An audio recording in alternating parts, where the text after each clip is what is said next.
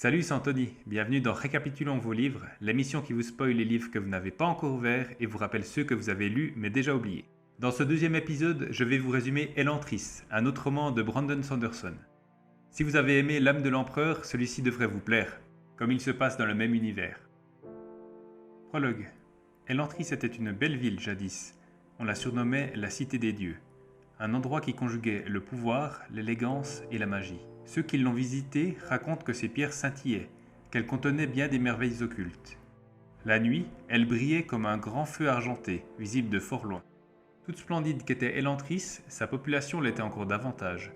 La chevelure du blanc le plus pur, la peau telle du mercure, les habitants paraissaient luire du même éclat que la cité. Si l'on en croit les légendes, ils possédaient, ou du moins approchaient l'immortalité. Maladies et blessures ne les affectaient que peu de temps. Ils étaient aussi forts qu'avisés, aussi avisés que rapides. Un geste de la main leur suffisait à lancer un sort. On se rendait dans la ville des quatre coins de l'Opélon pour recouvrer la santé, goûter ses mets ou recevoir la sagesse. Les Élantriens étaient des dieux, et chacun pouvait en devenir un. On appelait cet événement le Chaod, le changement. Il frappait au hasard, le plus souvent la nuit, durant ces heures mystérieuses où la vie ralentit pour laisser place au repos. Le Chaod pouvait s'emparer du mendiant comme du noble, de l'artisan comme du guerrier. Lorsqu'il survenait, l'existence banale de l'élu s'achevait pour mieux recommencer, quand il allait s'établir à Elantris. Elantris où, dès lors, il vivait dans la joie, régnait avec sagesse et se voyait adulé pour l'éternité. Voici 10 ans que l'éternité a pris fin. Chapitre 1. Le prince héritier Hraudon d'Achelon se réveille et découvre qu'il a été pris par le Chaod. Son père, le roi Iadon, l'exile à Elantris avec une petite offrande funéraire de nourriture et de vin. Hraudon rencontre un mendiant et lui donne une miche de pain. Il se retourne pour s'éloigner seulement pour entendre le jeune mendiant agressé par 5 autres Élantriens pour lui voler son pain. Il fuit les hommes, mais constate que sa force s'affaiblit rapidement et leur jette le reste de son panier. Hraudon rencontre Galadon, un homme de Duladel également pris par le Chaod. Galadon informe Hraudon que ses blessures ne guériront pas parce qu'il est mort. Et Hraudon découvre qu'en effet, il n'a pas de battement de cœur. Hraudon décide de faire confiance à Galadon et lui offre un morceau de viande séchée caché du panier en échange de ses conseils à Elantris pendant 30 jours.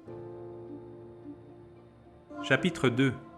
La princesse Sarène de Théod arrive à Achelon pour découvrir qu'elle est maintenant considérée comme une veuve du présumé mort Hraudon, malgré le fait qu'ils n'étaient que fiancés et ne s'étaient jamais rencontrés. Elle discute de la clause pertinente du contrat de mariage avec Haché, son séon, qui confirme que le contrat est ferme sur ce point. Elle demande à un serviteur du roi Iadon, Ketol, de l'emmener dans le sillage du prince. À la veillée, sa reine n'est pas autorisée à regarder dans le cercueil. L'excuse qui lui est donnée est que la maladie l'a défigurée. Elle trouve suspecte l'absence d'Iadon aux funérailles et la rapidité à laquelle elles sont expédiées. Elle contemple la solitude de sa vie jusqu'à présent et la ville de Caé. Elle discute avec Haché de la nécessité de son traité de mariage et de l'alliance qu'il apporte pour aider à repousser les envahisseurs Fjordell. Elle est emmenée chez le roi Iadon, qui la congédie brutalement et la remet à sa femme, la reine Eshen, qui s'avère être une femme écervelée et frivole. Après s'être installée dans ses nouvelles chambres, elle tient une conférence avec son père, le roi Eventeo, pour l'informer du décès de son mari. Il propose d'annuler le contrat de mariage pour elle. Sa reine est tentée, mais décide qu'il est préférable pour Théod qu'elle reste. Chapitre 3. Raten, un Gjorn Fjordell, arrive par bateau à Achelon pour convertir les gens au Chouderet. Il a un délai de 3 mois pour terminer la conversion. Sinon, son dieu Jadet détruira le peuple achélois. Il surveille Elantris et ses environs d'un œil militaire, la jugeant trop mal organisée pour être défendable. Avec l'imposante armure de plaque d'un grand prêtre d'Hérétie, provoque l'émoi alors qu'il se dirige vers la chapelle d'Hérétie. En route, il rencontre Fionn, l'artète d'Hérétie en chef de Caé. Raten est mécontent de Fionn et du manque d'ordre qu'il rencontre dans la chapelle. Il ordonne à tous les prêtres d'Hérétie de se rassembler. Raten ordonne à Fionn de retourner à Fjorden pour renforcer sa foi religieuse, déclarant que Fionn a été corrompu en étant en Achelon depuis trop longtemps. Raten prend la place d'artète de Fionn. Il organise son nouveau bureau et cogite sur un parchemin sacré écrit par le Virne Wulfden le IV, contenant ses ordres. Fionn confronte Raten, lui demandant une autre chance de servir à Caé. Mais en lisant le parchemin, Il se rend compte qu'il n'aurait pas pu exécuter les ordres contenus à l'intérieur et prend congé pour retourner à Fjorden. Ratten rencontre les anciens subalternes de Fionn et se rend compte à quel point le personnel de la chapelle est devenu désordonné et corrompu par son séjour en Arelon. Il ne rencontre qu'un Artet avec le potentiel approprié, Dilaf, qui lui explique comment, alors qu'il est à Relois, il a appris à suivre la foi d'Erethi. Dilaf déclare qu'il est allé à Naen pour y enseigner sa foi nouvellement acquise, puis est retourné à Cae lorsque la chapelle fut construite. Fionn a élevé Dilaf au rang d'Artet, bien qu'il n'en a pas l'autorité. Ratten est impressionné par l'éloquence de Dilaf, bien qu'il préfère rester prudent face à son ardeur, et le nomme Artet et Odive, à la fois pour le récompenser et le contrôler. Après que Ratten ait renvoyé Dilaf en l'envoyant s'assurer que Fionn monte à bord d'un navire pour Fjorden, Ratten relie le parchemin avec ses ordres. Le parchemin indique que tous les gens d'Arelon et de Théod qui ne se convertiront pas au Shudérès dans les 3 mois seront tués quand Jadet mettra fin à son sommeil dans son trône souterrain pour se lever et régner. Ratten souhaite une résolution plus pacifique par la conversion plutôt que l'anéantissement. Chapitre 4. Hraudun et Galadon assistent à l'arrivée d'une nouvelle Elantrienne. Une femme âgée qui s'attarde un moment dans la cour, ressentant de la douleur et du désespoir, avant de faire face à son destin. Elle sort ensuite de la cour, se faisant voler ses vivres par le gang de Karata, l'un des 3 groupes prédominants à Elantris, à côté des gangs suivants, celui de Shahor et celui de Andon. Galadon explique à Hraudun comment les douleurs physiques finissent par mettre les Elantriens dans un état catatonique à cause d'une souffrance sans fin, car les blessures reçues ne guérissent pas. Ils appellent ces personnes des Zoed. Galadon parle également de sa faim sans fin, qu'il a pu surmonter pendant ses mois de vie en ville, mais qui, selon lui, finira par le submerger. Galadon éduque Hraudun sur la géographie et les factions d'Elantris, ainsi que sur les différentes sources de nourriture découvertes. Hraudun et Galadon traversent une grande distance à travers la ville jusqu'à la zone du marché pour inspecter le domaine de Shahor, marchant lentement et prudemment pour éviter toute blessure. Croisant de nombreux Zoed qui rappellent constamment le coup de la négligence. Hraudun rêve de son ancienne vie, de ses amis et de sa future épouse, et spécule sur les changements apportés à Elantris depuis le Réod. Hraudun et Galadon visitent également les zones de l'université et du palais, qui sont contrôlées par Karata et Andon. Hraudun aperçoit un puits qui puise de l'eau de la rivière souterraine Aredel, qui, selon Galadon, était utilisé à des fins religieuses, car les puits n'étaient pas nécessaires à Elantris en raison de la présence de plomberie. Hraudun espionne un Séon errant sans but, ce qui est courant à Elantris, puisque tout Séon lié à un Elantrien perd sa raison, et il pense à son propre Séon, Yen. Hraudun et Galadon s'abritent de la pluie dans le repère caché de Galadon, qui, pour le plus grand plaisir de Hraudun, contient une collection de livres. Galadon révèle qu'il peut dessiner les Aon. Chapitre 5. Alors que Sarene observe la cour, Ratten fait une apparition inattendue. Sarene explique à Haché qu'il n'y a que 20 Gjorn dans tout l'empire Fjordell. Ratten confronte le roi Yadon, lui demandant de se convertir à Shuderet, mais Yadon rétorque qu'il croit en Shukorat et adore donc le même dieu, bien que Ratten le conteste. Yadon rejette Ratten et ses avertissements, déclarant que le temps de la domination de Fjorden est révolu depuis longtemps. Après le départ de Ratten, Sarene et Haché discutent de l'ignorance de Yadon de l'état actuel des choses et du pouvoir croissant de Fjorden.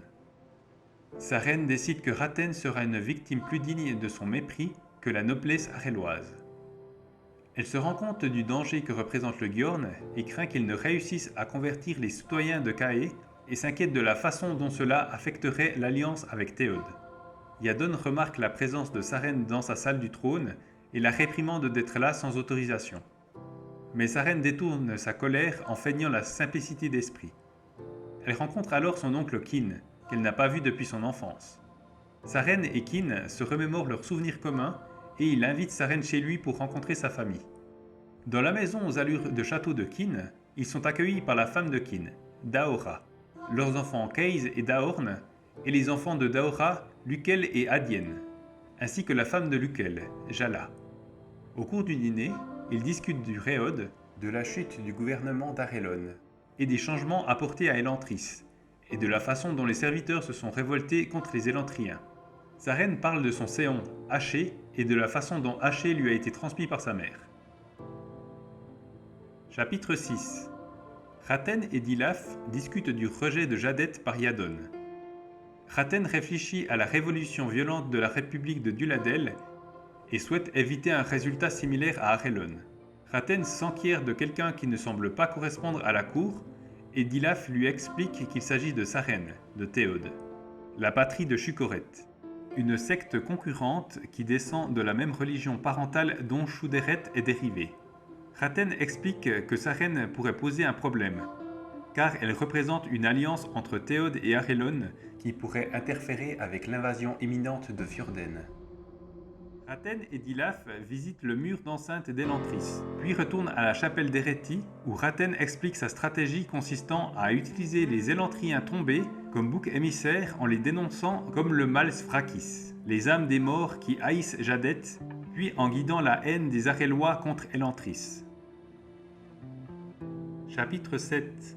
Hraudon, après quelques leçons rapides de Galadon sur l'Aondor, passe une journée à créer des Aon qui s'illuminent mais n'ont aucun effet magique. Hraudon et Galadon discutent des liens entre le Réode, l'échec d'Aondor et les changements apportés à Elantris. Galadon révèle qu'il a montré sa bibliothèque à Hraudon afin qu'ils puissent ensemble essayer de trouver comment réparer ce qui est arrivé aux Élantriens. C'est le 3e jour de Hraudon à Elantris. Hraudon et Galadon se rendent dans la cour d'entrée qui relie Cae à Elantris pour attendre les nouveaux arrivants. Ils voient Raten au sommet du mur d'enceinte et spéculent sur ce que signifie sa présence. Hraudon utilise la peur pour guider un nouvel Élantrien, un ancien bijoutier nommé Maresh, loin du gang de Shaor dans un bâtiment qui a été préparé comme un piège afin de semer le gang. Hraudon explique à Maresh les circonstances de la vie d'Élantrien et lui demande de devenir cordonnier de chaussures, car les chaussures peuvent protéger leurs pieds qui ne guérissent pas de l'usure. Hraudon se fait appeler Esprit, qui est la traduction de Laon Rao. Maresh reconnaît Hraudon, mais celui-ci nie reconnaître Maresh. Chapitre 8. Sa reine décide de vivre dans le palais au lieu de la maison de son oncle. Elle installe un chevalet dans la salle du trône et peint des copies des tableaux accrochés au mur, ce qui agace le roi. Mais lorsqu'il lui demande de déménager, elle ne se déplace que sur une courte distance et continue. Le roi finit par tolérer sa présence. En tant que roi, Yadon doit s'occuper d'affaires plus urgentes. Sa reine et Haché discutent du sens aigu des affaires du roi et de ses faibles chances de rester au pouvoir, ainsi que du manque de capacité artistique de sa reine.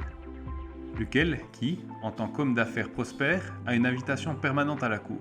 Il se joint à eux et il regarde le roi régler un différend sur la propriété d'un paysan, bien que l'esclavage soit illégal pour le moment.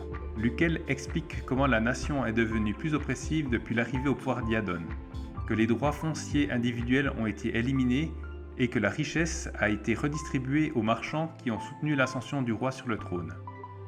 Lequel discute également de la rivalité passée entre la guilde des marchands et les Élantriens, qui avaient fourni de la nourriture et des services gratuits à la population. Sa reine spécule que la population d'Arelen se révoltera contre ce mauvais traitement, car ils se souviennent encore de la liberté d'il n'y a pas si longtemps, contrairement aux Fjordell qui vivent dans des conditions difficiles depuis des siècles. Lequel compare sa reine à Hraudon et se souvient de l'ancien prince qui était gentil et franc et qui a résisté aux lois sévères du roi, créant des frictions entre le père et son fils. Lequel discute également de l'affaiblissement par Kin de l'autorité du roi en refusant d'accepter un titre noble et de la ligne de succession qui est menacée en raison du décès de Hraudon, bien que le roi puisse essayer d'avoir un autre enfant. Lequel déclare que les amis de Hraudon arrêteront leur réunion subversive puisque le prince n'est plus là pour assurer sa protection. Sa reine demande à être invitée à leur dernière réunion. Lequel et sa reine vont ensuite déjeuner chez Kin. Au cours du repas de midi, ils discutent des diverses écoles d'art, de la capacité novice de sa reine et d'autres sujets. Kaizé, Daorn et sa reine visitent le mur d'enceinte d'Elantris, où ils rencontrent une grande foule.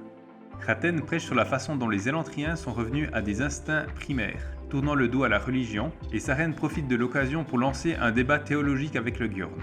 en utilisant des arguments trompeurs pour briser l'emprise du prêtre sur la foule. Raten concède gracieusement à sa reine et s'en va. En partant, Dilaf jette un regard noir à sa reine. Sa reine discute ensuite des élantriens qui traînent dans la cour, que Kaisei déclare être négligés et qu'elle décrit comme morts. Sa reine note 2 élantriens qui ne semblent pas avoir cédé au désespoir comme les autres qu'ils observent. Elle ne réalise pas qu'il s'agit en fait de Raoden et Galadon.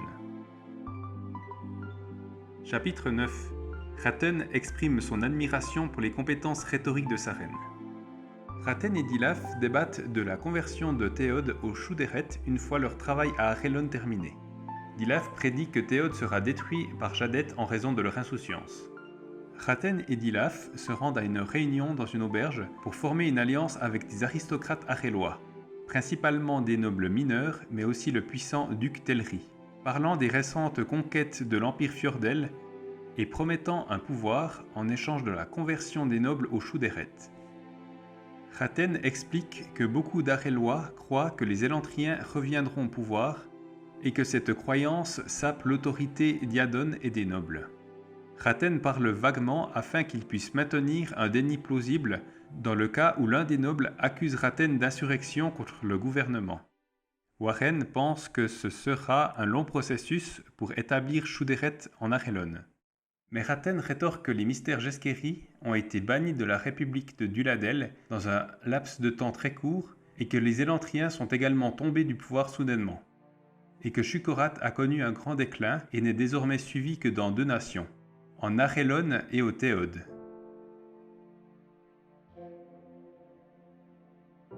Chapitre 10. Galadon crée une distraction dans la cour d'Elantris, permettant à Raoden de recruter 3 nouveaux Élantriens dans sa faction. Marais, une ancienne femme au foyer, Ril, un ancien bricoleur, et Saoline, qui a servi comme soldat dans la légion de Lor Eondel. Raoden demande à Marais et Ril de construire un toit pour leur quartier général, une ancienne chapelle Korati. Raoden fait part à Galadon de ses plans pour donner un sens aux Élantriens afin d'améliorer leur qualité de vie. Raoden et Galadon visitent la base d'Anden et Raoden reconnaît le chef de gang comme un ancien sculpteur nommé Tan. Galadon déduit la véritable identité de Raoden grâce aux commentaires imprudents de ce dernier, mais s'engage à ne pas dévoiler sa couverture. Galadon révèle qu'il était un agriculteur dans un verger de pommiers avant d'être transformé par le Shaod. Raoden demande pourquoi il ne voit pas d'enfants et Galadon répond qu'Elantris est un endroit trop dur pour qu'il survive longtemps. Raoden rencontre Yen, son Séon, qui réagit par réflexe à la main levée de Raoden en s'approchant de lui, mais le Séon ne montre aucun autre signe de reconnaissance de son ancien maître. Chapitre 11. Kin organise un rassemblement pour les alliés de Raoden, et 5 des nobles les plus puissants d'Arelon se présentent, dont Eondel, le baron Shuden, le duc royal, le comte Hahan et le baron Edan, bien que beaucoup aient refusé d'y assister. Kin raconte à sa reine chacune des histoires et des motivations des nobles pour s'opposer au roi et au système de noblesse basé sur la richesse. Au cours du dîner, les nobles commencent leur réunion formelle et sa reine rejoint le rassemblement après une introduction par Kin.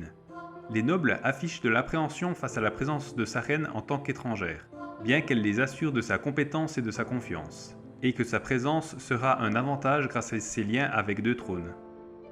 Sa reine apprend l'existence d'un rituel traditionnel appelé l'épreuve de la veuve, qui est effectué par des femmes nouvellement veuves d'Arelon, et qui implique un travail caritatif. Les nobles discutent de diverses options pour poursuivre leur opposition au roi, qui a affaibli leur influence, notamment le recrutement de plusieurs nobles, l'utilisation de la force militaire et la suggestion de sa reine, qui est finalement acceptée. Libérer leurs ouvriers agricoles pour améliorer leur morale et leur productivité, et ainsi saper les décrets d'Iadon. Une fois le rassemblement principal terminé, Royal et Kin discutent de leur impression de sa reine et de la façon dont elle peut prendre la place de Raoden en tant que force unificatrice pour leur cabale. Sa reine soulève l'idée inconfortable qu'Iadon a tué Raoden et l'a dissimulé. Les autres conviennent que cette possibilité mérite d'être étudiée discrètement. Sa reine dit qu'elle utilisera son séant pour rechercher des preuves que soit Raoden est toujours en vie mais emprisonné, ou s'il est mort dans des circonstances suspectes. Sa reine utilise Haché pour explorer Elantris, car elle veut enquêter sur Raten, qui a montré de la curiosité pour la cité déchue. Elle avoue penser que le Gjörn est très dangereux et qu'il est impliqué dans l'effondrement de la République de Duladel. Chapitre 12. Raten songe aux langues, à la hiérarchie religieuse d'Hérétie et de ses capacités de prédicateur, alors qu'il prononce un serment devant une grande foule. Dilaf suit spontanément avec son propre serment, plus émotionnel, qui, bien qu'il s'agisse d'une violation des ordres de Raten, a été couronné de succès et est donc bien accueilli par Raten. Après le sermon, Telri s'approche de Raten et accepte une proposition non spécifiée. Raten discipline Dilaf pour sa désobéissance, mais fait également l'éloge de leur tête. Dans l'intimité de son bureau, Raten révèle qu'il a un séon enfermé et caché et l'utilise pour communiquer avec le Virn, qui a son propre séon, concernant un complot impliquant Telri. Chapitre 13. Raoden et Galadon recherchent dans les livres de Galadon. Raoden en trouve un qui est entièrement écrit en Aon, ce qui semble le rendre significatif puisqu'il semble concerner Aondor.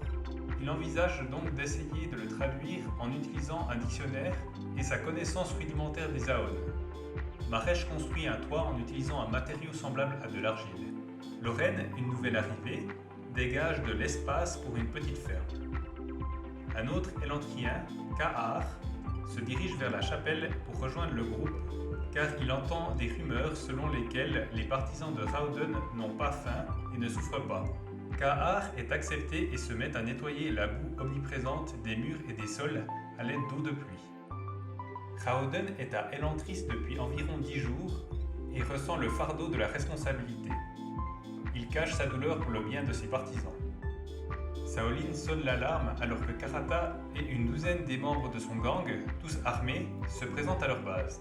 Karata ordonne que le bâtiment de Raoden soit détruit et ses partisans sévèrement battus. Mais Raoden négocie avec elle en lui proposant de la faire entrer dans le palais de Kae. Après le départ de Karata, Raoden explique son raisonnement à Galadon. Raoden et Karata se faufilent hors d'Elantris, utilisant le puits pour descendre dans la rivière Aredel. Ils suivent le courant jusqu'à arriver à Kae. Ils accèdent au château d'Iadon en utilisant un passage caché, et après s'être faufilés à travers la chambre à coucher du roi, Karata les conduit dans la chambre d'un garde pour laisser une note et un collier pour sa fille, Opaïs. En partant, ils rencontrent le mari de Karata qui est un garde dans le palais et qui ne reconnaît aucun d'eux dans leurs états transformés. Mais Raoden utilise un Naocheo sans effet pour le bluffer et pour éviter qu'il l'attaque. Ensuite, il s'échappe du palais sans plus d'incidents. Karata révèle qu'elle connaît la véritable identité de Raoden et accepte de remplir son contrat de ne pas nuire à Raoden ou à ses partisans. À son tour, Raoden demande à Karata de l'aider à améliorer la qualité de vie à Elantris et révèle qu'il envisage de planter une récolte de maïs grâce aux semences apportées dans les offrandes, afin que les Elantriens puissent devenir autosuffisants. Il retourne à Elantris par la porte d'entrée sans problème, car les gardes ne veulent pas avoir d'ennui ou négligence en leur permettant de s'échapper dans Kae. Raoden demande à Karata de garder son identité secrète et de ne pas révéler la route qu'ils ont empruntée pour sortir d'Elantris, afin d'éviter des représailles du roi. Karata décide de se confier à Raoden et révèle qu'elle s'occupe des enfants élantriens en secret, et que tous ses partisans sont des parents qui ont laissé des enfants derrière eux. Les enfants font face à leur situation étonnamment bien. Karata jure sa loyauté envers Raoden et décide de l'aider à réaliser son rêve d'une meilleure Elantris. Raoden retourne à la chapelle, donnant une épée qu'il a prise de la garde du palais à Saolin, et informant Galadon de leur nouvelle alliance avec le gang de Karata. Chapitre 14. Saren rejoint le groupe de broderie de la reine Eshen pour se tenir au courant des dernières intrigues de la cour. Saren parle des activités du terrain de Théod, y compris l'escrime, et propose d'enseigner ce sport aux femmes du groupe, même si l'escrime est considéré comme inférieur par les nobles. Haché rapporte à Saren des informations recueillies lors d'une expédition de reconnaissance à Elantris et au donjon du palais. Saren accompagne Shuden à une somptueuse fête à la résidence du duc Telri. Le rang noble de Saren lui permet d'accéder à un rassemblement exclusif auquel assiste le roi Iadon, qui comprend également des nobles de haut rang d'Arelon, ainsi que Raten. Shuden parle de l'histoire de Shukezeg, la religion mère de Shukorat et de Shuderet, et parle de la façon dont le concept original d'unité s'est compliqué au fil du temps. Shuden exprime son inquiétude à propos de Ratten et Lorvalen, et cette préoccupation est reprise par l'or royal. Sa reine parle au roi de l'escrime à la demande de la reine, et Yadon acquiesce à leur désir d'exercer. Un messager annonce des mauvaises nouvelles au roi. Sa reine essaye d'écouter, mais elle est démasquée par Ratten, en guise de revanche pour son interférence lors de son sermon. Sa reine rencontre le plus de monde possible pour se familiariser avec les scènes politiques et sociales afin d'éviter d'être défavorisée par Ratten à cet égard. De retour au palais, sa reine apprend qu'une intrusion a eu lieu dans les quartiers du roi, plus tôt dans la soirée. Chapitre 15. Ratten se promène le long des murs d'Elantris. Il éprouve de la pitié pour ses habitants en les observant, alors même qu'il envisage de les exploiter pour unir les Arellois et les convertir en versant le moins de sang possible. Ratten souhaite éviter une répétition de la révolution dans la République de Duladel, qui pèse lourdement sur sa conscience. Ratten rencontre Telri qui a des doutes sur son alliance avec Fjorden, car il a entendu des rumeurs selon lesquelles Ratten était lié au désastre de la République de Duladel. Ratten réplique en disant que les Fjordell pourraient facilement conquérir Arelon si nécessaire, mais qu'une conversion pacifique est préférable. Il promet de mettre Telri sur le trône pour dissiper ses doutes. Telri prévient que sa reine pourrait causer des problèmes, mais Ratten rejette ses préoccupations et se dit qu'elle devrait considérer Ratten comme un allié plutôt qu'un adversaire. Ratten découvre que des Élantriens sont entrés dans la ville et soudoie un capitaine de garde pour emmener secrètement le prochain intrus élantrien à son bureau au lieu d'Elantris. Chapitre 16. Raoden réfléchit à sa relation avec Yen et fait remarquer à Galadon que l'Aon de son séon est endommagé et incomplet. Galadon et Raoden discutent de ce qui leur manque le plus dans leur ancienne vie. La maison de Galadon pour le premier, et les correspondances de Raoden avec sa reine pour le deuxième. Raoden parle de ses fiançailles avec sa reine, et cette discussion mène à la révélation par Galadon de l'invasion par Fjorden de sa patrie, la République de Duladel, 6 mois plus tôt. Galadon pleure la perte de sa religion, Jesker, et rabaisse les mystères Jeskeri comme une parodie de sa foi. Raoden retourne à la chapelle et est étonné de voir à quel point celle-ci est belle avec toute la crasse enlevée par Kahar. Raoden demande à Kahar de nettoyer les rues et lui propose plus d'Élantriens pour l'aider. Kahar refuse en prétextant qu'être occupé lui permet d'oublier sa faim. Raoden et Galadon discutent du nombre de leurs partisans qui grandit de jour en jour et planifient comment les nourrir et les garder occupés. De nombreux partisans de Karata, dirigés par Dash, quittent la chapelle pour attaquer le groupe d'Andon, en raison d'informations selon laquelle les partisans d'Andon envisagent d'attaquer les enfants élantriens sous la protection de Karata. Raoden accompagne l'escouade d'assaut et parvient à convaincre les deux groupes de se retirer, en confrontant Andon et en lui montrant les belles sculptures sous la saleté et la crasse, lui rappelant qu'il était autrefois un grand sculpteur. Raoden parle également de la liberté de l'élantrien vis-à-vis des besoins physiques de base, comme la nourriture, les vêtements et le logement, les libérant pour se concentrer sur des vocations plus nobles comme l'art. Tan accepte et rejoint le groupe de Raoden. Chapitre 17. Sa reine commence à enseigner l'escrime au groupe de broderie de la reine Eshen. Sa reine se bat avec Lord Eondel qui est très habile mais la laisse gagner. Lord Shuden effectue un échauffement Shaishan qui impressionne le groupe bien qu'il prétende n'être qu'un amateur. Sa reine se rend dans une chapelle Korati pour apprendre du père Omun ce qu'implique l'épreuve de la veuve. Il parle des Élantriens et de la façon dont Ratten peut intentionnellement prêcher la haine contre eux pour une raison quelconque. Sa reine apprend qu'elle a hérité du domaine de Raoden. Haché raconte à sa reine les fréquentes patrouilles de Ratten sur les murs de la ville d'Elantris. Sa reine réfléchit à la manière de contrecarrer les intentions inconnues du Gjorn. Sa reine contacte son père Eventhéo et ils discutent de la gravité des affaires à Théod et en Arelon. Mais sa reine refuse de retourner à Théod afin qu'elle puisse servir un objectif utile. Eventhéo déclare que si Arelon tombe, il se rendra au Fjordell plutôt que d'être conquis. Eventhéo révèle que les navires marchands d'Iadon ont été coulés à la demande du Virn, réduisant sa richesse et menaçant son emprise sur le trône. Sa reine se rend compte que cela faciliterait le remplacement du roi et décide à contre-cœur de prendre son parti contre Athènes. Après leur conversation, sa reine se sent anxieuse et a du mal à s'endormir. Elle se réveille en entendant des bruits étranges provenant des murs autour de ses appartements. Chapitre 18. Raten interroge Dirène, un élantrien, dans son bureau, ce qui choque Dilaf, mais Raten explique qu'il a besoin de connaître son ennemi. Raten demande à Dilaf de préparer leur sermon nocturne, puis le renvoie pour parler davantage avec Dirène, qui lui parle de faim et de gang. Raten demande ensuite au capitaine de la garde d'escorter Dirène jusqu'à Elantris. Dilaf prêche avec zèle à la chapelle ce soir-là, dénonçant d'abord Elantris, puis entamant un discours contre Chukoret, comme ordonné par Raten. Ensuite, Dilaf révèle qu'il a pris la garde de Dirène et l'a torturée, et conduit la foule dans une frénésie meurtrière contre l'Élantrien. Mais Raten intervient et parvient à détourner la foule de l'exécution de Dirène, car cela retournerait Iadon contre lui, prêchant plutôt que les Arélois cessent de suivre les hérésies Korati. Après le sermon, Raten fait emmener Dirène dans les jardins de la chapelle et le fait brûler vif en privé, par pitié pour lui. Raten réprimande Dilaf pour son excès de zèle et son autorité excessive. Raten conclut que Dilaf risque de devenir un problème qui doit être réglé. Raten contacte Forton, un rebelle qui a rendu service au Gjorn dans le passé.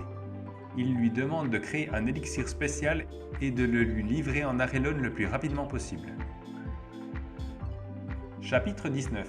Howden rêve qu'enfant, il est emmené à Elantris pour faire guérir sa jambe cassée gravement infectée, et que ses blessures et sa douleur disparaissent. Mais il se réveille avec une douleur croissante après 3 semaines d'échymose et de coupures accumulées. Howden ressent sa douleur par vagues plutôt qu'une douleur constante. Le groupe de Shaor lance une attaque surprise, mais ils sont repoussés, bien que Saoline soit blessé au couteau, ce qu'il prétend être un insigne d'honneur. Howden visite la maison des déchus, un hospice rudimentaire où son groupe a rassemblé autant d'Oèdes qu'ils pouvaient trouver, pour prendre soin d'eux du mieux qu'ils le peuvent. Tan se désintéresse de la politique et passe son temps à étudier les œuvres d'art du quartier de la Chapelle. Howden étudie un tome qui contient des études avancées sur l'Aondor, qui décrivent pour la plupart des effets imprévus. Galadon explique à Howden que le Dor est une force invisible et un concept central dans la religion Jesker, qui était la religion de Duladel avant l'évasion par Fjorden. Howden en déduit que le Dor fonctionne encore partiellement, permettant aux Élantriens de vivre sans consommer de nourriture en leur fournissant de l'énergie, et que s'il répare l'Aondor, cela réparera Elantris et les Élantriens. Il en déduit également un lien entre les Arélois, la terre d'Arelon et le Dor, en raison des restrictions géographiques de l'utilisation de l'Aondor. Chapitre 20. Sa reine informe Hahan, Royal, Eondel, Shuden et Edan qu'ils doivent maintenir Iadon à flot financièrement, afin qu'il ne soit pas remplacé par quelqu'un qui se prête mieux à une invasion d'Hérétie. Ils discutent de diverses options, y compris un accord commercial avec Théode. Sa reine demande aux nobles s'ils suivent ses conseils sur les semailles, et ils répondent tous qu'ils s'y conforment à contre-cœur. Sa reine révèle également que son plan pour son épreuve de la veuve est d'apporter de la nourriture aux Élantriens, et demande aux nobles de l'accompagner pour l'aider à influencer l'opinion publique sur les Élantriens. Mais seul Shuden accepte de l'accompagner, bien que Royal accepte de la soutenir à condition qu'elle obtienne l'aval du roi. Sa reine se rend dans le bureau d'Iadon et révèle qu'elle a feint la simplicité d'esprit, ce qui le rend furieux. Il menace de l'exécuter ou de l'exiler. Sa reine répond qu'elle est au courant des pertes de sa flotte et de la menace qui pèse sur son pouvoir sur le trône, mais propose un accord commercial lucratif entre Théode et Arelon en échange de la permission d'entrer dans Elantris pour effectuer son épreuve de la veuve, ce que Iadon accepte. Sa reine retourne dans ses chambres qui n'ont pas été nettoyées et fait venir Méala, une femme de chambre, pour savoir ce qui s'est passé. Méala explique que la femme de chambre qui a été affectée à la chambre de sa reine s'est enfuie et a été la 4e femme de chambre cette année-là, à partir brusquement. Sa reine se réveille très tard à cause du bruit des murs et note que c'est la 4e fois qu'elle observe cela, 2 fois sur Méadal et 2 fois sur Opidal. Et tous les cas ont lieu à 11h du soir. Elle spécule qu'il doit y avoir un passage caché à l'intérieur des murs, menant aux chambres du roi, et que Iadon utilise le passage à des fins inconnues. Chapitre 21. Raten propose de promouvoir Tered Artet en chef de la chapelle, mais il décline l'offre. Et Raten soupçonne que Dilaf a quelque chose à voir avec ça. Raten se sent mal à l'aise avec Dilaf et pense au fait qu'il se rend fréquemment sur les murs d'Elantris pour l'éviter. Ratten décide d'essayer d'envoyer Dilaf ailleurs pour que son Odive n'interfère pas avec ses plans. Il demande à Dilaf de remettre une lettre au Virna, ce que Dilaf accepte de faire. Il déclare qu'il aura besoin d'emmener tous ses Odives sur cette mission importante, ce qui entraînerait de grandes complications pour les plans de Ratten. Alors Ratten change d'avis et dit à Dilaf d'utiliser quelqu'un d'autre comme messager. Ratten rencontre des mendiants dans les rues et demande pourquoi ils sont rares, et ils disent qu'ils doivent se cacher dans les autres villes périphériques autour d'Elantris en raison du décret du roi. Ratten rencontre Omun alors qu'il se trouve au mur d'Elantris. Omun confronte Ratten sur le fait qu'il ne pratique pas ce qu'il prêche concernant sa haine des Élantriens. Omun donne une leçon à Ratten sur la vérité qui est indépendante de la croyance. Omun fait également l'éloge de la logique et de la détermination de Ratten, mais remet en question sa foi et laisse Ratten à ses pensées et à ses doutes. Chapitre 22. Raoden s'inquiète du nombre croissant d'attaques lancées par le gang de Shahor et décide d'affronter le chef du gang, avec Galadon qui l'accompagne. Galadon en déduit que la base de Shahor est située à l'intérieur d'une banque, qui a la sécurité et la défense idéale. Ils sont surpris d'apprendre que Shahor est une jeune fille et sont forcés de fuir lorsque Shahor ordonne à ses partisans de les attaquer, avant qu'ils ne puissent discuter avec elle. Raoden note que les partisans de Shahor, qui est en réalité la fille du duc Telri, semblent l'adorée comme une déesse. Raoden et Galadon retournent à leur base, qu'ils ont baptisée la Nouvelle Elantris, fortifiée avec des barrières de fortune et des sentinelles. Raoden est surpris de voir à quel point le marbre s'effrite facilement au toucher, et spécule que l'absence de Dor pourrait être à l'origine de la décomposition de tout, comparant la ville à une mue jetée par un petit rampe rivière devenu trop grand pour sa peau.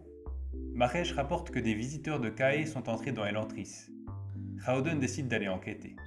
Sarene et un certain nombre de nobles de Cae entrent dans Elantris, apportant un chariot de nourriture à distribuer aux affamés. Raoden craint que la nourriture n'interfère avec ses plans visant à rendre les Élantriens autosuffisants et peut également provoquer une frénésie alimentaire chez les partisans indisciplinés de Shahor, ce qui pourrait conduire à des contre-mesures extrêmes de la part d'Iadon. Sa reine demande à parler à Anden, Karata et Shahor. Raoden envisage de discuter avec sa reine. Chapitre 23.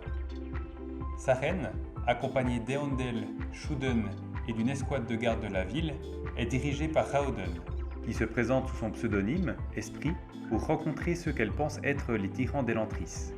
Karata et Maresh, se faisant passer pour Anden, déclarent qu'ils ont une alliance et ont tué Shahor, et qu'ils contrôlent maintenant Elantris. Sa reine discute avec eux pour être autorisée à distribuer de la nourriture aux Élantriens, sans interférence de leur part. Et il donne une liste de demandes, y compris des tissus, des céréales, de l'huile et des matériaux de construction brute. Les deux parties acceptent leurs demandes mutuelles. Raoden dit à Galadon qu'ils devraient garder leur société naissante secrète pour éviter que les habitants de Cae les voient comme une menace. Raoden décide de garder un œil sur sa reine, car il ne croit pas à sa sollicitude pour les Élantriens.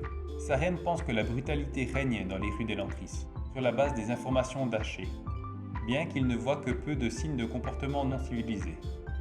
Sa reine et les nobles déchargent de la nourriture des chariots, aidés par Esprit. Une foule d'Élantriens s'approche, mais ne prend aucune nourriture jusqu'à qu'Esprit mange un navet pour montrer aux autres Élantriens qu'il n'y a aucun danger. Sa reine a l'intuition qu'Esprit est en vérité l'un des chefs d'Elantris, malgré qu'il cherche à le cacher.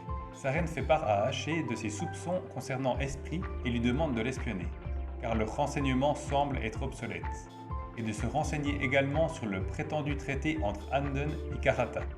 Sa reine réfléchit aux divergences entre ce que Haché a vu et la situation actuelle. Elle se demande si la préoccupation apparente d'Esprit pour le bien-être des Élantriens est authentique, et pourquoi il semblait préoccupé par l'opinion de sa reine à son sujet. Sa reine commence presque à apprécier l'Élantrien et cela la préoccupe. Chapitre 24. Ratten regarde du haut des remparts de la ville avec une foule nombreuse qui s'attend à de la violence pendant que sa reine distribue de la nourriture aux Élantriens. Les spectateurs s'ennuient et se dispersent alors que les Élantriens acceptent placidement les offres de nourriture. Sur le trajet du retour, Ratten rencontre Telri. Telri réprimande Ratten pour ne pas avoir arrêté sa reine et déplore qu'Iadon ait obtenu de nouveaux contrats commerciaux avec Théod. Mais Raten rétorque que les efforts de sa reine ne représenteront pas grand-chose, et que Telri sera en mesure d'apporter plus de richesses en Arelon grâce au traité commercial avec l'Est, une fois qu'il sera sur le trône, ce qui dissipe les doutes de Telri. Raten est convaincu que les efforts de sa reine pour déjouer ses plans sont orientés dans la mauvaise direction. Telri prétend qu'il refuse d'être un pion de l'Empire Fjordell. De retour à sa chapelle, Raten entend des commentaires de Dilaf qui le font soupçonner que son Odive est plus âgé qu'il n'y paraît et plus aguerri qu'il ne le laisse entendre. Il est de plus en plus préoccupé par l'influence actuelle de Dilaf. Il réfléchit également à sa foi chancelante, comme l'avait prédit Omun, et remet en question son véritable objectif en Cae, au-delà de son obéissance aux Virnes. Chapitre 25. Sa reine, Hraudun, et les nobles distribuent les offrandes de nourriture. Hraudun regrette de devoir cacher son identité à ses nobles amis, mais aime passer du temps avec sa femme. Après le départ des nobles, Hraudun et son équipe rassemblent les offrandes non alimentaires qu'ils ont reçues de sa reine, comme prévu dans le raccord. Bien que la princesse ait rempli l'intention des demandes, elle a trompé Esprit en lui donnant des objets encombrants ou désagréables à adapter pour leurs utilisations prévues. Les appréhensions de Hraudun concernant les offres de nourriture se réalisent, et beaucoup abandonnent la nouvelle Elantris pour flâner aux portes de la ville. Saolin est grièvement blessé au bras et dit à Hraudun que le gang de Shahor est maintenant mieux armé et agit de manière plus stratégique et plus réfléchie qu'auparavant. Hraudun dit qu'ils doivent se concentrer sur le maintien des partisans de Shahor, loin de sa reine et des nobles, pour éviter une bataille perdue, et qu'ils doivent découvrir quels sont les motifs cachés de sa reine. Hraudun s'entraîne plusieurs heures par jour à former des Aon, devenant plus habile chaque jour. Il parvient à ignorer sa douleur constante au fond de son esprit pendant ses entraînements. Galadon élève ses récoltes seul maintenant, depuis que ses assistants ont quitté la nouvelle Elantris. Galadon et Hraudun discutent des connaissances croissantes de Hraudun sur les Aon, et Hraudun se rend compte d'une étude de cas qu'il a lue à propos d'un sort Aon mal formé qui a provoqué la transformation d'un Élantrien d'une façon similaire aux Élantriens actuels. Il théorise que cela signifie que leurs transformations se sont arrêtées en cours, mais que quelque chose les a bloquées avant qu'elles ne puissent se terminer. Hraudun interroge Galadon sur sa quantité suspecte de connaissances concernant Elantris, et Galadon révèle qu'il a en fait grandi à Elantris et que son père était un Élantrien. Galadon est retourné dans la République de Duladel pour devenir agriculteur quand il était assez vieux, car il ne se sentait pas à sa place à Elantris, ne revenant qu'après sa propre transformation. Hraudun a un éclair de perspicacité et se rend dans le Hall des Déchus, réalisant intuitivement que l'un des Oed était un Élantrien d'avant le Réod. Le Oed demande à être sorti d'Elantris, et Hraudun, avec quelques autres, l'amène dans un bâtiment spécial ressemblant à un sanctuaire vers lequel le Oed a pu les diriger, qui a des murs sans bout, beaucoup de livres et une fresque murale d'un Élantrien plongeant dans un lac. Le Oed dirige Hraudun, Galadon et Karata vers un autre passage, qui mène à un chemin à flanc de montagne et jusqu'à un lac. Le Oed est placé dans le lac et se dissout, choquant Hraudun et les autres. Hraudun demande à recevoir le même traitement lorsqu'il deviendra un Oed. Chapitre 26. Après une visite à Elantris, Haché rapporte à sa reine qu'Esprit est le nouveau dirigeant de la ville. Le fait qu'Esprit mente à sa reine ne la surprend pas et ne la bouleverse pas beaucoup. Elle décide de rester à l'écart d'Esprit, malgré sa fiabilité et son empathie pour ses compatriotes élantriens. Sa reine et son cercle de nobles regardent l'ancien groupe de broderie faire leurs exercices d'escrime, tout en discutant des récents développements à Cae, notamment de l'amélioration de la situation financière d'Iadon, de la fuite d'Edan d'Arelon vers Duladel, et de la conclusion d'un accord commercial lucratif par Lukel. Sa reine reproche aux femmes de la cour de ne pas être aussi courageuses que Torena, qui était la seule à l'avoir accompagnée à Elantris, et espère que cela changera à l'avenir. Sa reine se rend compte qu'elle répète ses mêmes habitudes depuis Théode, où elle était respectée mais n'avait pas beaucoup d'amis ou de perspectives romantiques. Kin se présente et exprime son inquiétude concernant les visites de sa reine à Elantris, mais refuse de commenter lorsqu'elle essaye d'orienter la conversation sur la rupture entre le père de sa reine et lui. Kin dit qu'il pense qu'Iadon est très paranoïaque et a probablement des passages secrets dans son château. Daora pense que sa reine nourrit des sentiments amoureux pour Shuden, ce que sa reine dément. Chapitre 27. Raten apprend que son plan pour détrôner Iadon en le ruinant financièrement ne fonctionnera pas. Il voit également que Dilaf prend le contrôle de la chapelle d'Erethi, laissant Raten avec peu de pouvoir, et menaçant ses plans pour convertir Arelon pacifiquement. L'autre complot de Raten pour diaboliser les Élantriens est effectivement neutralisé par sa reine. De plus, Raten est également en proie à sa propre perte de foi en sa religion. Les tensions de ses échecs pèsent lourdement sur lui. Il s'effondre sur le sol, sa lourde armure mordant dans sa chair, priant pendant des heures. Les supplications de Raten sont interrompues par un prêtre qui livre le colis demandé à l'apothicaire Fortone.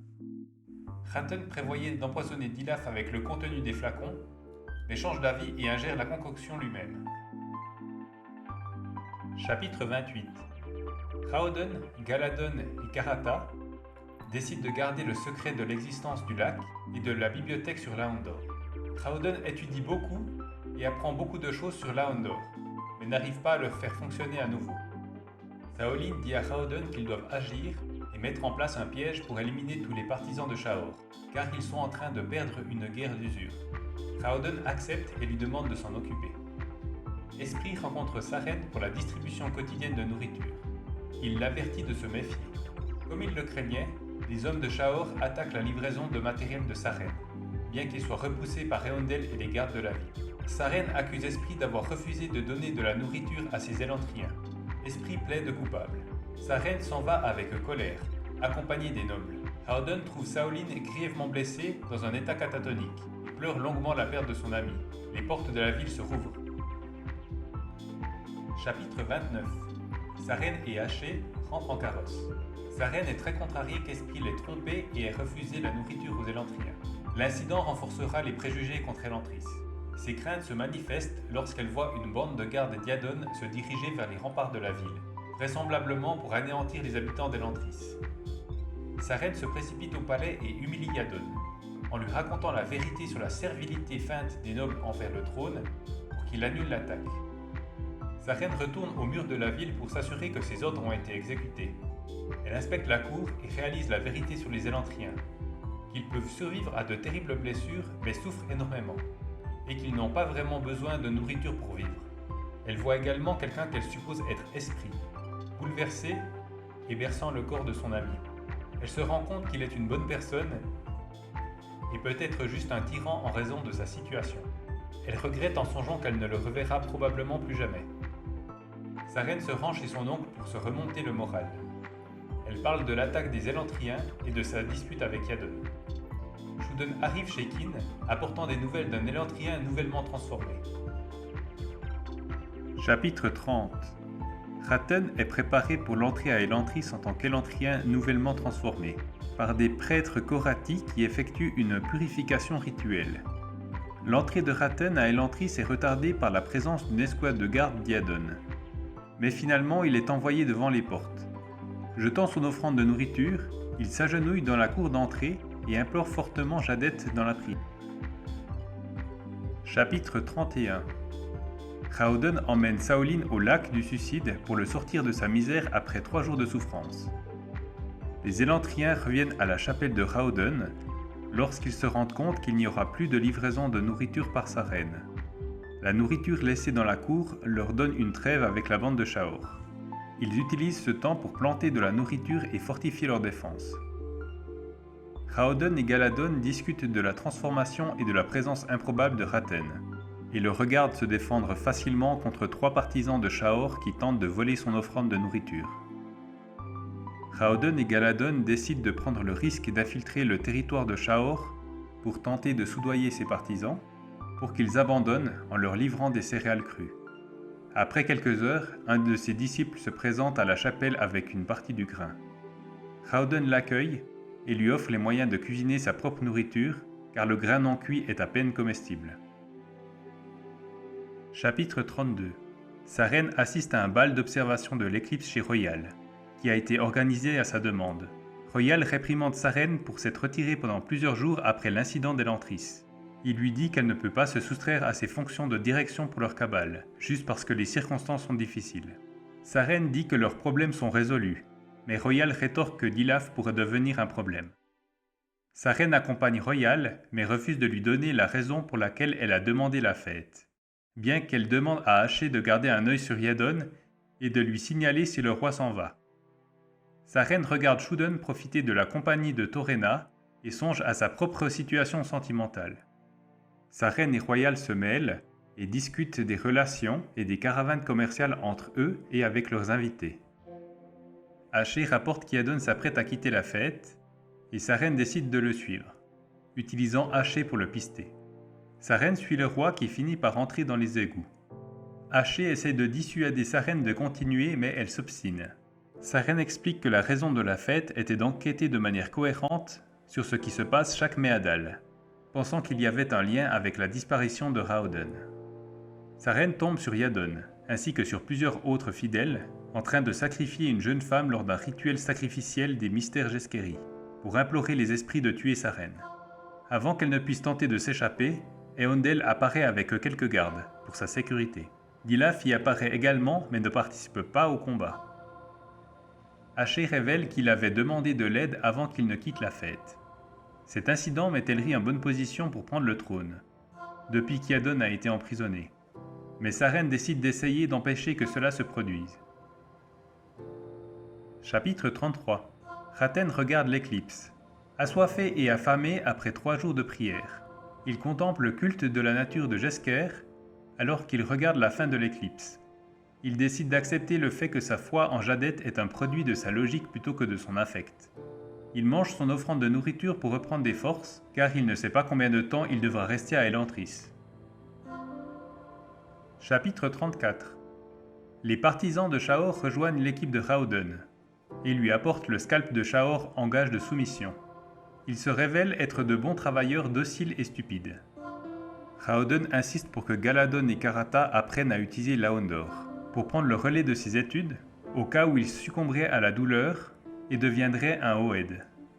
Raoden explique une de ses nouvelles théories, que la vase présente dans la ville était un type spécial de champignon qui était attiré par les pierres brillantes d'Elantris, et qui s'est décomposé quand le Dor a arrêté d'illuminer la ville.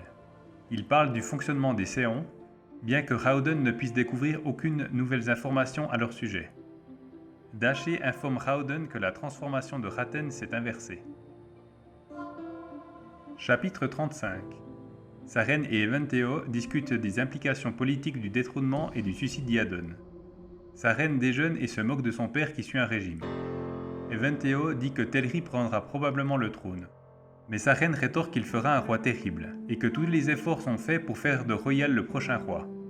Eventeo dit à sa reine que Sainalan, le patriarche Korati, se dirige vers Arelon dans un but inconnu. Sa reine apprend que la garde de la ville s'est rangée du côté de Telri. Shuden suggère que leur meilleur plan d'action est que Saren et Royal se marient pour combiner leurs richesses, ce qui serait suffisant pour que Royal puisse revendiquer le trône contre Telri. Saren et Royal adhèrent à ce plan et discutent des conséquences et des éventualités de sa mise en œuvre. Saren et Royal apprennent que la transformation en Elantrien de Raten s'est inversée et qu'il a quitté Elantris pour retourner à Cae. Chapitre 36. Raten se réveille le 5e jour de son arrivée à Elantris et est très affaibli, mais les symptômes de sa fausse transformation ont disparu. Il demande au capitaine de la garde de retourner à Cae, ce qu'il accepte. Raten retourne à sa chapelle, prêchant que Jadet l'a guéri. Dilaf s'excuse d'avoir douté de Raten, bien qu'il y ait toujours des tensions entre eux. Raten découvre que quelqu'un a fouillé ses affaires, bien qu'il n'ait apparemment pas découvert son séant. Raten convoque Dodgen, un assassin formé au monastère de Radbor, dans un but secret. Chapitre 37. Raoden ressent une vague de douleur écrasante, progressant comme un être vivant, mais il parvient à reprendre le contrôle. Raoden perd brièvement connaissance et se réveille pour trouver Galadon et Karata assistés de loin à son calvaire. Raoden explique comment la douleur l'affecte par vagues au lieu d'être constante. Karata dit à Raoden qu'il brillait alors qu'il était inconscient, et Raoden pense que le Dor essaye d'utiliser son corps comme un catalyseur. Ils discutent de la possibilité que l'inversion de la transformation de Raten soit une mascarade. Chapitre 38. Saren, Lukel et Shuden assistent à un sermon que Raten donne à une foule immense, le jour des funérailles d'Iadon. Ils discutent que la possibilité de la transformation et la guérison de Raten soit une tromperie. Saren mène une garde d'honneur pour accueillir Sainalan en Arelon. Saren et les nobles discutent de la nomination de Sainalan à la tête de leur église pour contrer l'arrivée de Wulfden à la tête de la religion Fjordell. Royal parle aux funérailles d'Iadon, tenues dans la salle du trône. Sainalan parle également, révélant un accord avec le sceau d'Iadon, décrétant que tous les titres nobles doivent être gelés. et que la noblesse sera désormais basée sur l'héritage et non sur la richesse. Les funérailles se déroulent selon les rites funéraires de Théode. Sa reine regarde l'enterrement, contemplant la part importante qu'Iadon prendra dans les livres d'histoire à l'avenir. Sa reine se prépare pour son mariage avec Royal en priant seule dans la chapelle Corati. Elle se rend dans la salle du trône pour sa cérémonie de mariage avec Royal, Omun officiant malgré la présence du chef de leur église. Son mariage est perturbé lors du retrait de son voile de mariée. On découvre que le Shaod vient de s'emparer d'elle. Chapitre 39. Raten regarde le mariage de sa reine être annulé en raison de sa transformation. Il a maintenant une fenêtre d'opportunité de 5 jours avant que la transformation temporaire de sa reine ne s'estompe, puisque le mariage de Royal ne sera pas officiel en raison de la mort de sa reine, ce qui laisse le champ libre à Telri pour réclamer son droit au trône. Chapitre 40. Hraudon et Galadon se demandent pourquoi les gardes de la ville ont disparu des remparts d'Elantris. Ils essaient de trouver un moyen de monter sur le mur pour y placer des éclaireurs, mais décident de reporter ce plan en raison d'une nouvelle arrivée à Elantris. Ils se rendent dans la cour en comité d'accueil. La nouvelle arrivante est sa reine, qui n'est pas contente de parler à Hraudon après sa tromperie. Hraudon la convainc de lui donner une seconde chance et lui offre sa main qu'elle accepte avec hésitation. Chapitre 41. Esprit escorte sa reine jusqu'à la nouvelle Elantris, qui a été transformée en un village aux rues propres avec des Élantriens d'apparence agréable, en contraste complet avec sa perception du reste de la ville. Sa reine reçoit une nouvelle garde-robe et accompagne Esprit. Elle se retrouve également à observer Esprit malgré elle. Esprit et sa reine font le tour de la ville. Sa reine s'excuse de lui avoir fourni des objets inutiles dans le cadre de leur accord. Esprit lui répond qu'il est un tyran mais qu'il a de bonnes intentions, bien qu'elle conteste qu'il soit un tyran basé sur ce qu'elle peut voir dans la nouvelle Elantris.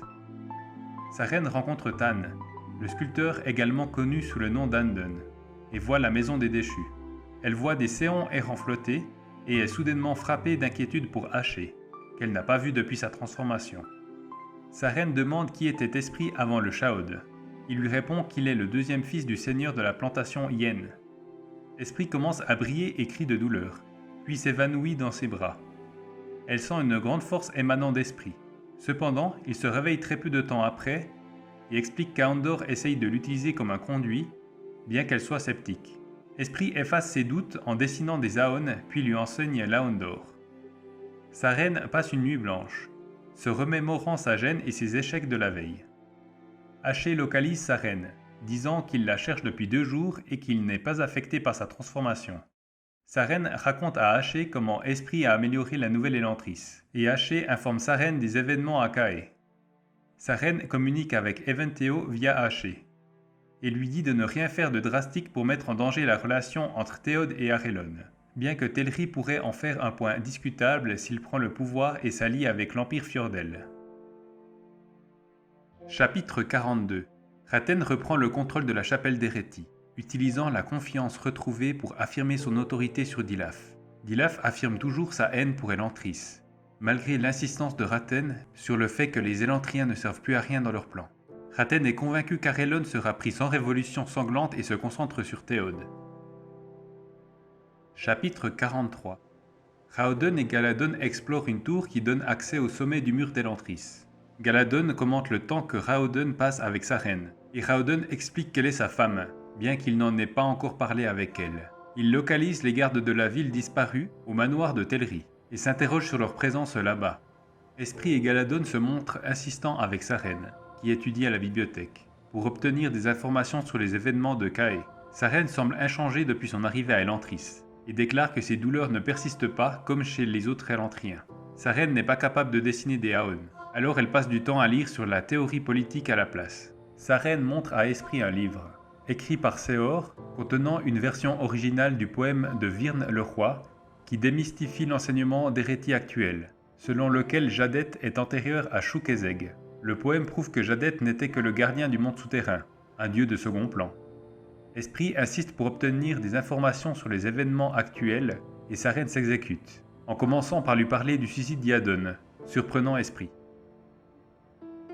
Chapitre 44. Sa reine explique les circonstances de la mort d'Iadon, y compris les détails de son implication dans les mystères Jeskeri. Elle explique également comment Telri est sur le point de s'emparer du trône d'Arelon avec l'aide des Derethi. Elle entre ensuite dans les détails de la situation politique, bien qu'Esprit ait déjà déduit certains d'entre eux. Esprit insiste sur le fait qu'elle a le droit légal d'épouser Royal, bien que ça violerait son contrat de mariage avec Howden. Et elle rétorque qu'il s'agissait d'un arrangement politique qui s'est dissous avec la mort d'Iadon, et qu'épouser Royal améliorerait l'avenir d'Arelon. Esprit est consterné par cette déclaration. Il souhaite qu'il puisse contacter l'extérieur. Sa reine envoie Haché à l'extérieur pour espionner et signaler si Telri prend le trône. Haché revient et les informe que Telri est maintenant roi. Chapitre 45. Raten trouve l'endroit où Howden et Galadon se sont aventurés sur le mur d'Elantris, mais décide de garder cette information pour lui. Il se félicite en silence de ses manœuvres politiques qui conduiront à une conquête pacifique d'Arelon. Il s'inquiète également du sort de sa reine, scrutant les rues d'Elantris pour la voir, mais ne voit aucun Elantrien nulle part. Le séant d'Eventeo trouve Raten et ouvre un canal de communication pour qu'ils puissent discuter. Eventeo propose de se convertir à Shuderet si Jadet guérit sa reine de sa transformation comme il a guéri Raten. Raten dit qu'il fera ce qu'il peut. Chapitre 46. Esprit est surpris de ressentir de la mélancolie à la nouvelle de la mort de son père, mais se console avec la présence de sa reine et l'étude d'Aondor. Galadon dit à Esprit et à sa reine que Raten est toujours au sommet du mur d'Elantris en train de prier. Sa reine fait remarquer qu'Esprit a dessiné le même Aon plusieurs fois. Il lui répond que cela l'aide à analyser la situation d'Aondor. Sa reine commente qu'il y a peut-être quelque chose qui ne va pas avec la Terre, puisque l'Aon de base ressemble à Arelon, ce qu'Esprit n'avait pas remarqué. Galadon obtient une carte, et il vérifie que l'Aon de base représente la Terre dans les proportions exactes. Alors qu'Esprit réfléchit à cette révélation, sa reine reprend son apparence normale. Howden en déduit que la transformation était une tromperie de Raten. Sa reine quitte à contre-cœur Elantris à la demande d'Esprit, car il déclare qu'elle peut mieux les aider à Cae.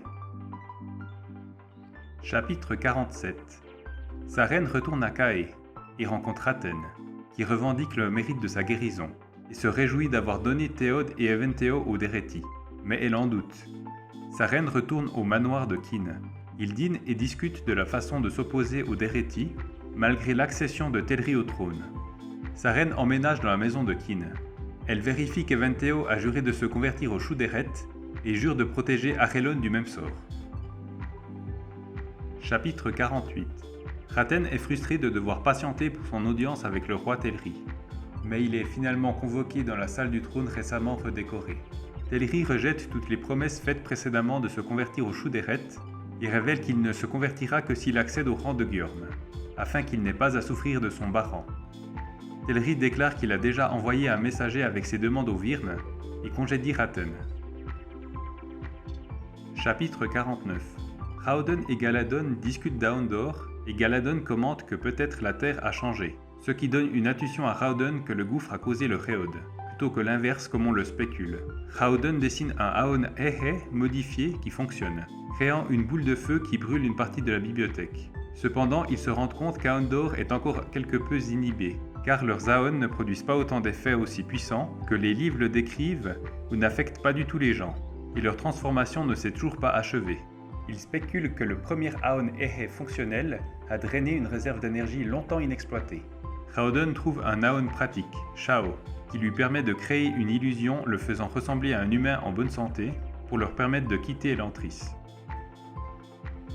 Chapitre 50. Sa reine reçoit un rapport d'Haché selon lequel le roi Telri retarde sa conversion à Shuderet, pour des raisons inconnues. Sa reine entend également des rumeurs sur une loi pour forcer la conversion de tous les Arelois, sous peine d'incarcération. Sa reine et son groupe de dames continuent leur séance d'escrime dans les jardins de Royal. Leur exercice est interrompu par l'arrivée de deux Dula exilés, un noble nommé Kalou et son serviteur. Kalou flatte sa reine et raconte sa situation à Royal. Sa reine croit que Kalou est un imposteur et essaye de défaire sa ruse en le combattant à l'escrime, mais n'apprend rien pour étayer ses soupçons.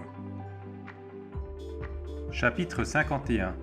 Raten se promène dans le marché arélois, où de nombreuses marchandises restent invendues. De nombreux stands du marché sont vides de clients, menaçant de faillite les marchands orientaux qui ont dépensé une fortune pour apporter leurs produits. Raten apprend que le Virn a décliné la demande de Telri d'être élevé au rang de Gjorm. L'empereur n'a pas trop mal réagi à la démarche présomptueuse du roi. Telri retarde toujours sa conversion, et les nobles font profil bas en attendant de suivre l'exemple du roi.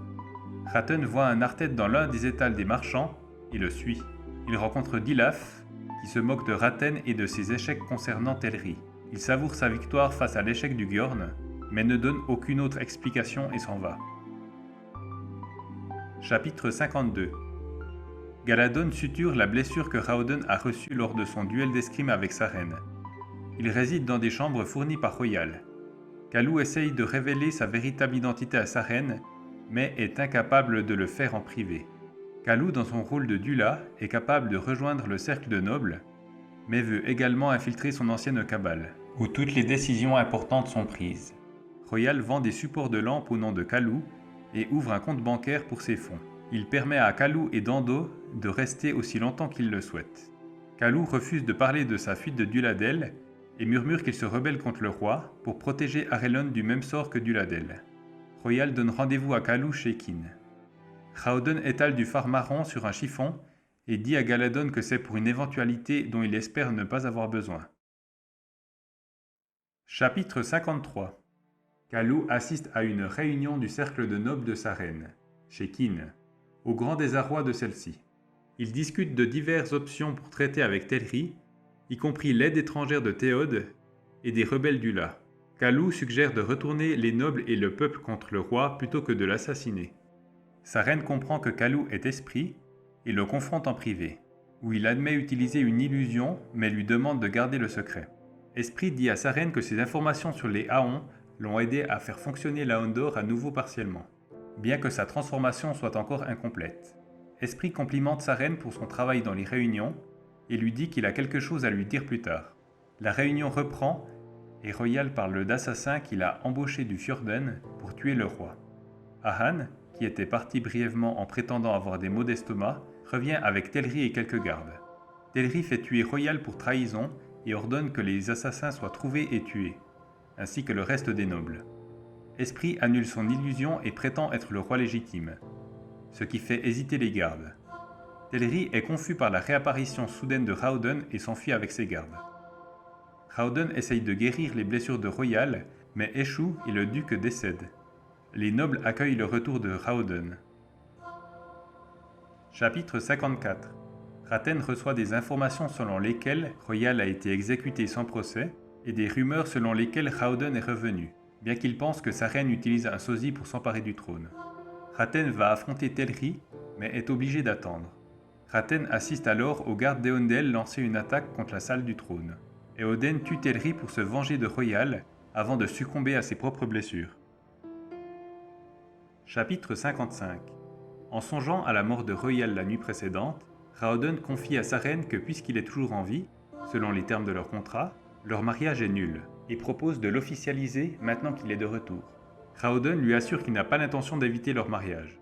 Laissé à ses propres pensées pendant un moment, ses inquiétudes se dirigent vers Galadon, qu'il a renvoyé à la nouvelle Elantris un peu plus tôt pour enseigner l'Aondor aux Elantriens. Il admet qu'ils n'auront pas beaucoup de temps, mais que c'est mieux que rien. Dessinant un Aon Nae, ils observent ensemble le parc du palais à travers la loupe créée par l'Aon. Raoden est horrifié de voir le cadavre d'Eondel étendu à côté de celui de Telri. Chapitre 56. Maintenant sur le toit avec Raoden et sa reine, Haché explique en compagnie de Kin, Lukel et Shuden la folle charge d'Eondel dans le palais pour venger la mort de Royal. Raoden est le premier à qualifier cela de stupide. Sa reine est du même avis, mais uniquement parce qu'elle voit le point de vue d'un leader, pas celui d'un homme qui pleurerait sûrement la perte de Royal et d'Eondel. En regardant le bûcher funéraire, il remarque une cinquantaine de gardes de la ville d'Elantris se détachent du groupe et se précipitent vers la maison de Kin. Alors que les cavaliers approchent, Kin suggère de barricader l'entrée. Raoden lui ordonne de ne pas le faire, et il accepte par respect pour lui, pas par obéissance. Cependant, cela s'avère inutile, car les soldats annoncent qu'ils ont entendu une rumeur selon laquelle l'ancien prince est revenu dans la ville, et qu'ils ont désespérément besoin d'un roi. Soulagé, Raoden envoie des messagers à tous les nobles de la ville. Il s'inquiète de ce que Ratten fera quand il aura vent de son couronnement. S'adressant à une grande foule de nobles peu de temps après, dans la salle du trône du palais, Raoden ne parvient qu'à commencer son discours avant d'être interrompu par le sentiment que quelqu'un manipule le dor. Quelqu'un qu'il soupçonnait être un prêtre d'Erethi. mais les réactions stupéfaites de la foule attirent son attention sur ce qui a été modifié. Son illusion s'est estompée, et bien qu'il voie son apparence d'élantrien, la foule est plus abasourdie que choquée. Après avoir attendu si longtemps le pire, la noblesse ne peut se résoudre à se sentir consternée. Avant qu'il ne puisse réfléchir, sa reine prend sa défense, rappelant aux gens que Hrawdon est toujours l'homme qui se souciait d'eux avant son exil, malgré ce qu'il est devenu. Quelques acclamations aléatoires excitent le reste du public, dans un soutien positif à l'accession de Hrawdon au trône.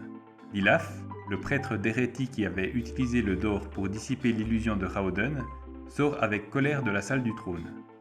Sa reine explique à Hrawdon que les habitants d'Arelon sont prêts à accepter un homme, qu'il soit un élantrien ou un humain normal, tant qu'il les dirige bien. Mais même ainsi, il admet que cela ne se serait pas déroulé ainsi si elle n'était pas intervenue. Se demandant qui est Dilaf, Hrawdon soupçonne d'abord le prêtre d'Erethi d'être celui qui a manipulé son Aon. Demandant d'emprunter Haché, il envoie le Séon à la nouvelle élantrice pour avertir Galadon de se préparer. Chapitre 57. Raten observe la série d'événements depuis la salle du trône, songeant à ses sentiments envers sa reine et pourquoi il déteste cet imposteur qui ressemble à Hrawdon. Voyant Dilaf partir, Raten le suit, notant que ses plans ont à nouveau été ruinés par le complot de sa reine, et admet que Dilaf avait raison. Si Raten s'était davantage concentré sur Elantris, le peuple aurait été trop dégoûté pour accorder la royauté à cet imposteur de Hrawdon. Il se méfie quand Dilaf se dirige vers le centre-ville, au lieu de la chapelle, et décide de le suivre. Il le conduit au quartier du marché. Raten a le temps de s'arrêter avant d'assister, avec horreur, aux moines de Dacor sortir des tentes des marchands sous leur forme tordue de guerriers. Chapitre 58. Hrawdon se fait réveiller par des sons étranges dans le manoir de Royal. Il se retrouve nez à nez avec les moines de Dacor. L'un d'eux est Dilaf, qui désarme Hrawdon en le frappant avec une force prodigieuse. Au mur d'Elantris, sa reine ordonne à Oid de livrer une boîte de fournitures à Galadon et Karata, ne révélant à personne d'autre qu'elle-même leur contenu, des arcs et des épées. Alors qu'elle remonte dans son carrosse, elle se fait rattraper par l'attaque. Elle est sauvée d'un moine de Dacor par Kin et Lukel. De retour en sécurité au manoir, Kin révèle, après que sa reine a remarqué l'Aon Rhéo gravé sur sa hache, son passé de pirate. Il se faisait appeler Dreok Tranche-Gorge, selon sa reine. Kin la corrige en lui disant que son surnom était Dreok et Brise-Gorge, en raison de sa voix rauque caractéristique. Sa reine prétend que Dreok a essayé de voler le trône du roi. Mais Kin la corrige en lui disant que c'est Eventeo qui a usurpé le trône de Dreok. Raten confronte Dilaf au sujet du massacre. En colère que le programme de Dilaf soit l'anéantissement d'une nation entière, qu'il était déterminé à convertir au Shuderet. Dilaf révèle qu'en tant que Gradjet, le chef des monastères, il en a l'autorité. Et Raten se souvient alors de sa propre brève initiation au monastère de Dacor. Chapitre 59. Hrawdon se réveille avec le vertige, dû au coup qu'il a reçu sur la tête, qui ne guérit pas comme une blessure d'un véritable élantrien. Il remarque qu'il a été pris en otage. Remarquant que Dilaf a assiégé la maison de Kin, il essaye de crier. Sa reine est bouleversée de voir Hrawdon captif, mais accepte le sort inévitable qui l'attend. Elle en est convaincue. Elle n'échangera la vie de personne dans la maison de Kin contre ce qu'elle suppose que Dilaf exigera en échange de Hrawdon, quitte à se sacrifier. Alors qu'elle sort sur le balcon, elle et Kin sont capturés par les moines de Dacor. Dilaf demande au Séon de Raten de communiquer avec Eventeo et de l'informer des termes de la reddition. Bien que Dilaf n'ait aucune intention de l'admettre, il veut juste assassiner le roi et semer le chaos partout. Raten est en conflit et ouvertement révolté par la campagne de Dilaf. Sur un coup de tête, Dilaf empale Hrawdon sur son épée, et la douleur le change en Oed. Dilaf ordonne que les Élantriens soient rassemblés et brûlés. Chapitre 60. Après avoir observé Raten et ses compagnons quitter le manoir, Galadon se glisse rapidement vers le corps de Hrawdon, découvrant qu'il est devenu un Oed. Karata veut fuir, mais Galadon est décidé à tenir la promesse qu'il a faite à Hrawdon, après quoi il compte se suicider à son tour. Karata accepte silencieusement son sort. Lukel regarde son oncle, Kin, combattre 3 moines de Dacor à la fois avant d'être maîtrisés. Ils sont conduits à Elantris avec le reste des captifs. Les moines de Dacor, avec Dilaf et Raten, se téléportent à Théod, utilisant l'un des moines comme carburant pour alimenter le transport. Sautant sur un toit voisin, Dilaf regarde une flotte de navires entrer dans la baie de Théod. Pendant ce temps, Dilaf révèle l'origine de sa haine d'Elantris à Ratten, que la guérison ratée par un Élantrien avait laissé sa femme à l'agonie jusqu'à qu'elle se suicide. Remarquant que Shuden se prépare à se frayer un chemin, Lukel se prépare à se battre côte à côte avec son ami. En s'aventurant sur la montagne, Galadon songe à l'espoir que Raoden a instillé en lui, espoir auquel il s'accroche toujours, tandis que Raoden lui-même est toujours dans un état catatonique. Atteignant le lac, Galadon et Karata allongent Raoden pour se reposer avant de patauger dans le lac. Près des bûchers construits à Elantris, Adien s'éloigne de la foule. Un soldat d'Erethi lui ordonne de se remettre en rang et le blesse à la poitrine de son épée quand il n'obéit pas. Adien ne saigne pas. Il continue d'avancer et s'allonge sur le bûcher, son secret enfin révélé. Dilaf révèle que c'est lui qui a convaincu Ratten de quitter le monastère de Dacor, avant de se mettre en mouvement. En approchant d'Eventeo, les pensées de Ratten se rebellent contre les projets de Dilaf. Il entend Dilaf chuchoter à Sarene qu'elle est un fléau pour avoir permis aux Arélois d'oublier leur haine des Élantriens, et songe à la tuer devant son père. L'esprit de Raoden est assailli par la vision de Laon Chao. En luttant, une autre image se forme, celle d'Elantris et des cités périphériques, et les deux images se superposent parfaitement. Sa surprise le réveille alors qu'il lutte pour reprendre le contrôle de son corps, surprenant Galadon et Karata qui le laissent tomber. Raoden titube dans le lac. Chapitre 61. À la grande horreur d'Eventeo, Dilaf commence à trancher la gorge de Sarene.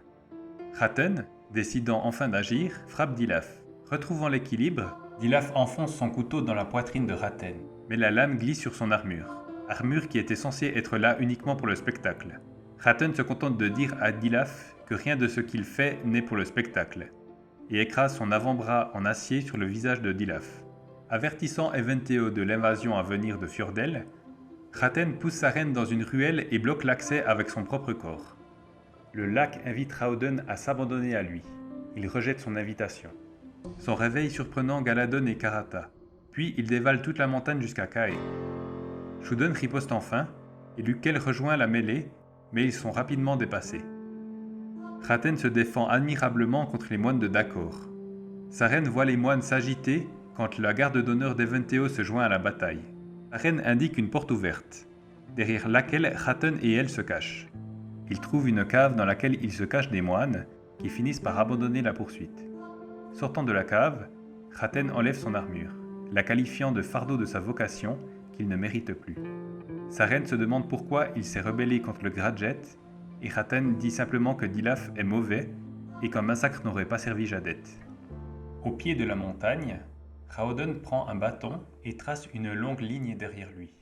Pendant ce temps, Galadon et Karata le protègent des gardes Fjordell.